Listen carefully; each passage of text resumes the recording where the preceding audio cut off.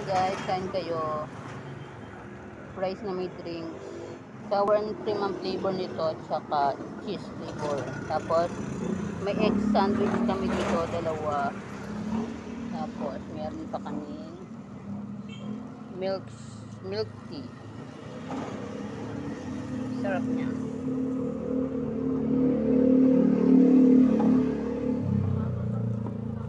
Mura lang, abot kaya lang ang budget.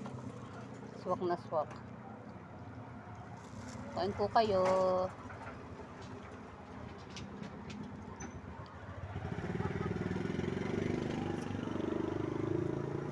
Kain po kayo. Dito po kami sa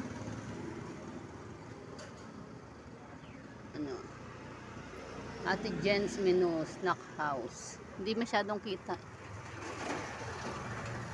Nakaano yung ano niya. Sarap. Bye guys. Gatas yan ang aking panalo sa mga palaro. Tsaka salamat po kay Mami Kay sa kanyang special prize